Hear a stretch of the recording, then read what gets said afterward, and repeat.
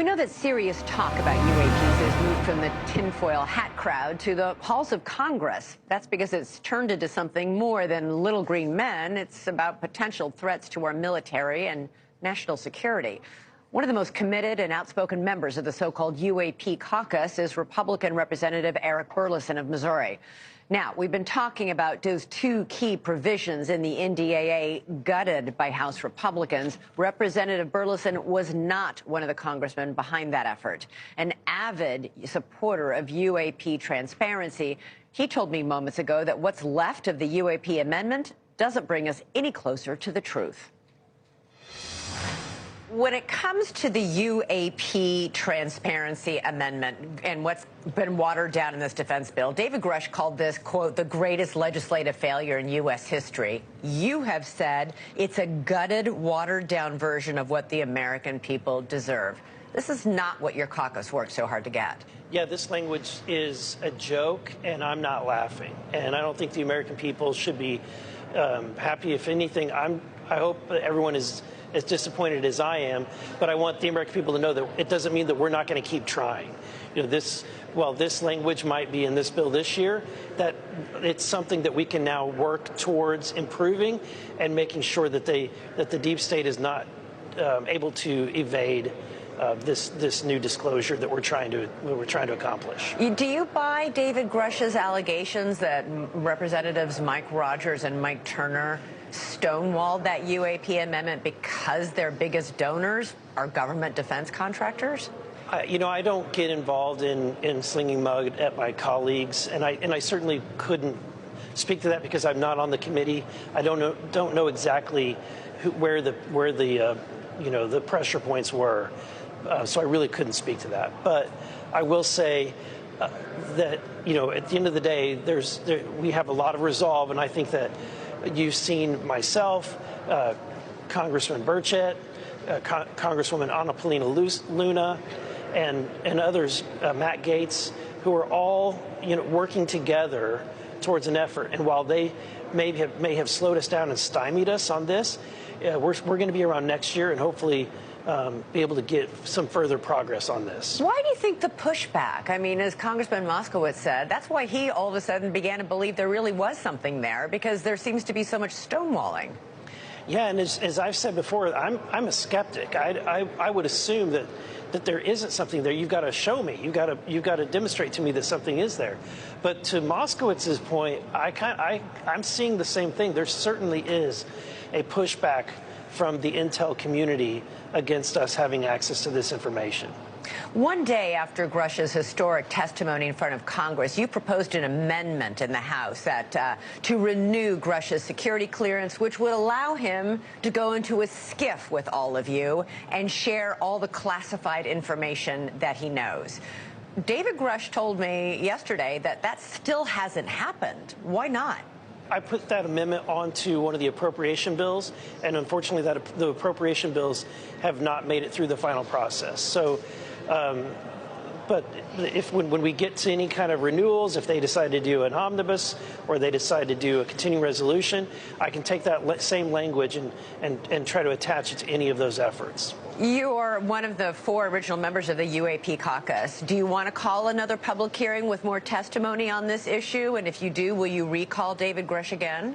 Yeah, and I think that especially given that he's come out today with some information that he says that he's been released to be able to release more information than he has before. And so hopefully we can learn some new things from him. And frankly, Elizabeth, what's nice is the more that we're involved in this, the more that we are looking into this, the more educated our questions are, the more that we can narrow in the questions that we need to ask.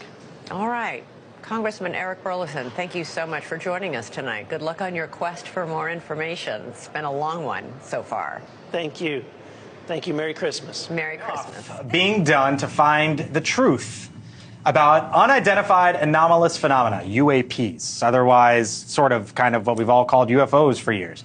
Now, there is one congressman who says enough isn't being done. The Republican from Missouri, Eric Burlison, is leading a charge. He is asking for Congress to do something about it, saying, quote, "We believe that establishing a new select subcommittee would provide a significant opportunity for Congress to provide answers that are long overdue. Joining us now is the congressman from Missouri, Congressman Burlison. Thanks for being with us here on the Hill. What do you want here? Great to be here. Is this a new committee? And how receptive is the House Speaker Mike Johnson to this? Yeah, we've reached out to Mike Johnson. I think that this is the next step, is to send a formal letter. Look, I'm lucky to have other colleagues that are part of the UAP caucus, that we're all taking this matter very seriously. We took the whistleblower, David Grush, and his allegations very seriously. I think we took the testimony of pilots who have had these near-miss encounters and have seen these objects. We've taken their concerns very seriously, and I think that we owe it to the American people to shed light on the expenditures that are, all the money that's being used to investigate these matters. This needs to be done in a transparent way, and we're trying to do this in a very thoughtful way, which is why I think that we need the resources. We need to have a select committee so that we can have the staff in place who are dedicated to this cause. Is the Speaker on your side? I don't know yet. I have a feeling I'll look forward to hearing from him, but okay. I know that we've got Chairman Comer on our side. We've got Tim Burchett and other members of the UAP caucus. And Democrats so hopefully and we'll Republicans. get a response from the Speaker. Yep. Yes. Here was the report, Congressman. Representative Moskowitz.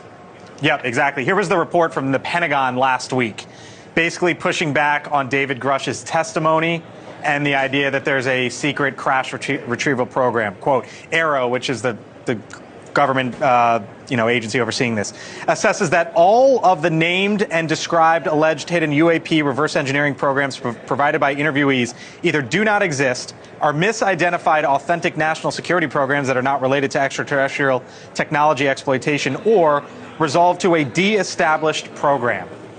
Do you trust, Congressman, the Pentagon on this when that is their finding, or do you think there is more there? I don't, because they weren't transparent to us in a SCIF setting, so they could have brought forward evidence. They could have explained what these special access programs actually do, but they are not willing to do that with Congress. So to me, it's time that they open the kimono, that they show us exactly what's happening. Because they should, if they're doing something that's good for the American people, if they're being responsible with taxpayer dollars, they should have nothing to hide. Okay, all right, we'll leave it there. And Congressman, thanks for joining us. Come back when if you get this committee formed and let us know what exactly you're tracking down. Congressman Eric Burlison from Missouri. Thank you, sir. Anytime. Yep. We're not done with this story. It ain't going away, no matter what the Pentagon says. I think this is just the beginning.